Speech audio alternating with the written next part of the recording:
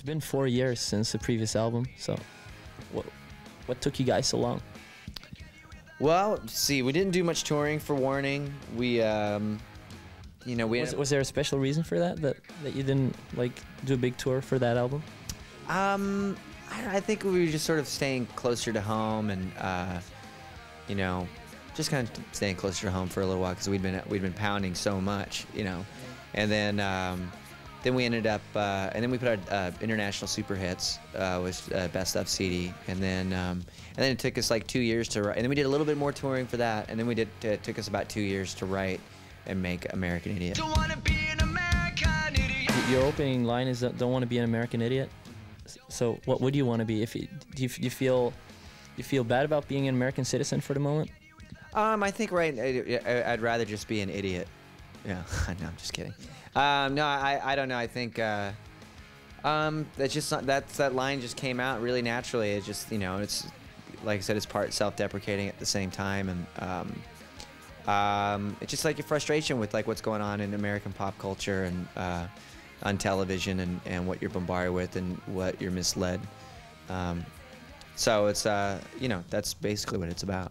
The media also plays a big role in that, in misleading. Yeah, I absolutely think that, just because it's, you know, the media is supposed to be the checks and balances of the government, and that's sort of what that's a big fundamental thing about what America is supposed to be about. So it's so, you know, when you sort of strip away people's civil liberties, you know, that's when things get a bit scary, and but yeah, you'll have a sparkling, pretty smile and fake tits to boot. Sometimes I have the feeling that the message is even more important than the tunes. Well, I think, you know, I think all of our music is always been considered to be a bit more uplifting, you know, and I think the lyrics have always been kind of like sad or questioning, or, you know, sort of feeling of like being what's the word I'm looking for? Just like confused, you know.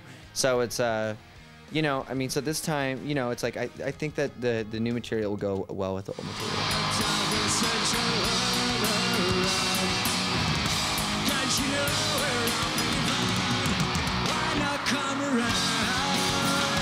You've done a lot of tours. You've done a lot of miles, seen a lot of countries.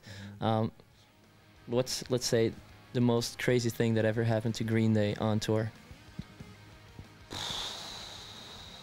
I think one of the craziest things that ever happened to us is we were playing. I'm not going to mention what city it was, but we were playing one place, and it was a long time ago, and we ended up having to stay at someone's house after. So we stay at this guy's house. He goes, "I want you to meet my friend. His name is Sleepy." And we said, "Yeah, okay, sure, I'll meet Sleepy." So we go in, and you know, we're laying there, and all of a sudden he wheels out this jar that's about this big. He's wheeling it out, and he goes, "This is my friend Sleepy," and there was a human head in a formaldehyde jar, and we had to sleep next to it that night. So that was probably the weirdest things that ever happened to us, for sure.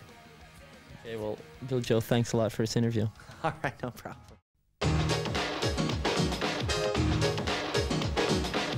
This is the Music Factory.